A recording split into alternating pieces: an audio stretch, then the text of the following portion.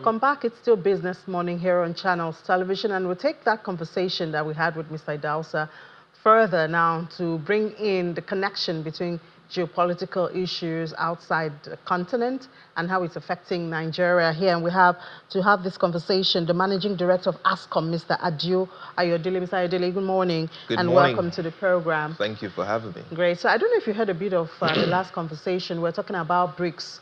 And Mr. Idausa is that's the president of Lagos Chamber of Commerce and Industries, of the opinion that Nigeria needs to join BRICS as one of the ways to wean itself off dependence of the United States.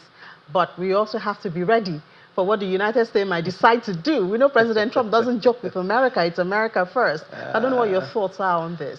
Well, to be honest with you, we're now a partner member of BRICS, and I think that we must tread a strategic middle ground, especially in international affairs, because you do not want to alienate the United States of America. They have too many leverage that they can pull against a developing economy like, the Nigerian economy, and we're hugely dependent on some of the multilateral institutions where we seek several interventions from. And so I would argue that, rather than completely, wholly join the BRICS bloc, I think it will make more strategic sense for us to just maintain that strategic neutrality that allows us to benefit from trade opportunities with the BRICS, and of course continue to explore opportunities with the United States and of course the Western countries. Of course, you know that just by our presence in the BRICS, we're threatened by an extra 10% yes. Tariff, which, if you add that to the already 14% that was slammed on us, raises our tariff to about 24%, which could be hugely problematic, for our economy, because as we speak, because of the 14% tariffs that was threatened, we already have a trade deficit with the United States. They already have a surplus of close to $200 million. So I think that for me, we need a very adept foreign policy that, puts us in the middle road in international affairs, especially as it relates to trade, so that, we are not running against the brick wall, upsetting superpowers like the United States, who obviously, of course, you know that. But we also have a strong relationship with China. Talking about BRICS. Exactly. We do. So why do we want to ruffle feathers? We already enjoy a robust relationship with China, a relationship that we can continue to expand. The opportunities inherent in that relationship. They have continued to invest in Nigeria, especially in infrastructure. And so I think there is a lot more to explore from that relationship that, I just do not see the additional advantage completely joining the BRICS blocks that we are not already exploring at the moment. So to me, it makes sense to just stay that middle road, continue to explore those relationships with countries like China and India, and obviously seek, larger opportunities with the United States and their allies. I think that's a more, sensible posture for us to take, in dealing with the global affairs. And now we're depending a bit more on U.S. for crude, according to a Dangote refinery. Yes, they import about 9 to 10 million, even though Mr. Idausa believes, well, it's a personal choice, according to what he said, for the company. But I mean, at the end of the day, we all make boast of the fact that Dangote is putting Nigeria in a map of oil refiners and not just importing refined products. So I guess it's the nation's problem too. Well, again, you can look at it both ways, and I've argued on this program before that it obviously makes no sense to put a local refiner in a position where it has to export or import crude into Nigeria when there is domestic supply. There's supposed to be. Well, there's supposed to be domestic know, right? supply, and obviously I have argued consistently that there has to be a deal wherein the local refiner gets access to adequate crude locally, so that we can see the benefits as it reflects on our, foreign exchange policy. And again, that's why we're not seeing the benefits that we should be seeing, especially on the pressure on our foreign exchange, largely because we're still importing huge amounts of crude oil into the economy, albeit from, a private sector actor. But the volumes are huge, and the forex required to import this into the economy is significant.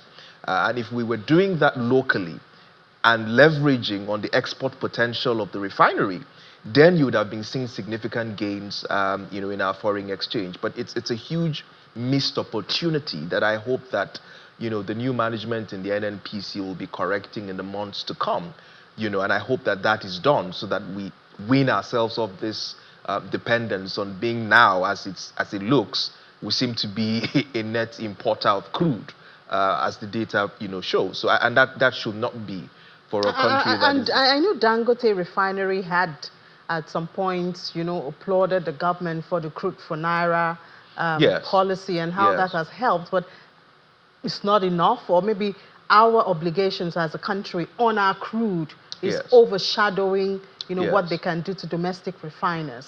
Well, you see, again, it was well celebrated. The Naira to crude deal was well celebrated. And of course, like, the PIA Act also, specifically reserves a certain amount of crude for domestic supply.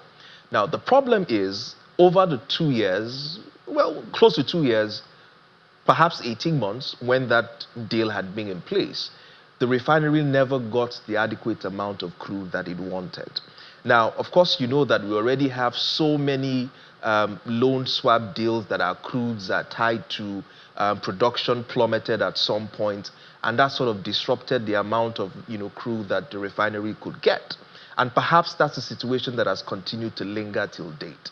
So obviously, I'm looking at a situation where going forward, we can reduce many of these swap deals that we do with our crude so that we can have a lot more for domestic supply, and so that the country can also make a lot more revenue from its crude, because we seem to have tied a lot to the loans that we have carried forward, in I know future. AFDB preached against it using Oh yes, their yes, resources it's for a real loan. problem. Yeah, It's a real and, problem. a lot of African countries seems to be tied up in it. Exactly, And it's a huge problem. So yeah. we're losing future benefits and tied to loans that are not even supporting many of the productive sector, and that doesn't make sense at all. Yeah, unfortunately. Well, just before we let you go, the countdown to the retaliatory tariff starts next week, Friday. Yes. How do you see it affecting us as a country? Well, again, you have to look at it from a broad perspective. As I said earlier, we already seem to be seeing decrease in terms of trading to places like the United States, and I'm talking agricultural products, and things like that. So those disruptions are likely to linger, and we're likely to see less exports into many of these economies, like the United States specifically. I would argue that, giving the leverage, I mean, I understand that, the DG of the World Trade Organization, she manages an international organization. However, I think it provides us certain opportunities for us to be able to engage the United States and put together a brilliant trade team locally that can negotiate the terms of this deal so that it doesn't weigh so much on our exporters.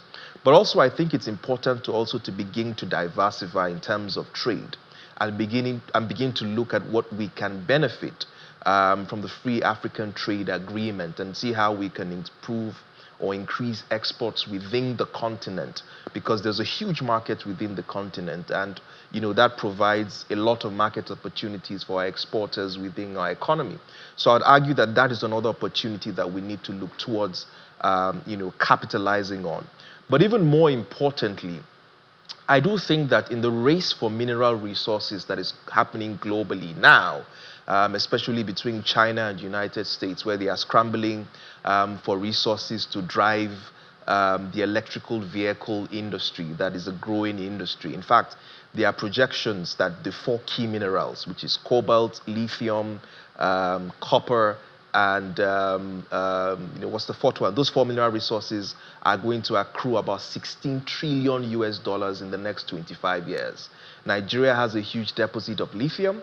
The question is, how are we going to be harnessing that resources that is on huge demand in the international and the global market, especially for the battery revolution? And how are we going to capitalize on that major mineral resource? So these are the things that we have to put on the table, especially in a global economy that is becoming more isolationist. You see a lot of dominant countries like the United States, like Germany, who are looking more inwards to bring back manufacturing into their country, to bring back jobs into their country. And that means less FDI, for countries like Nigeria.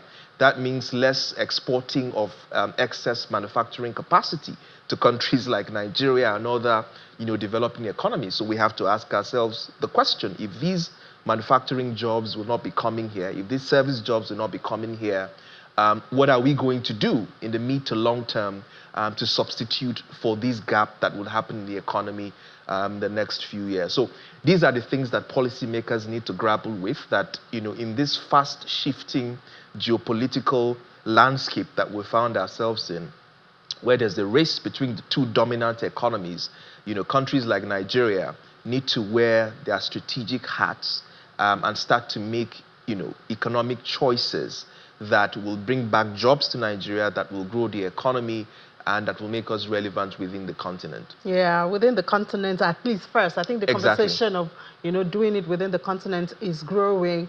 But I mean, as you noted, the potentials on the continent is so much. Oh, yes. It's so much. Oh, yes. I mean, some resources that countries are looking for, we have it here. Oh, yes. But the thing is, can we add value? What are we doing with it? Exactly. We keep talking of potentials. All right, I hope one of these days the story will change. Hopefully. For us. All right, thank you so much. Managing Director of ASCOM, Adio Ayodele, for your time. And Thank you. Thank you for having me. It's a pleasure. Right.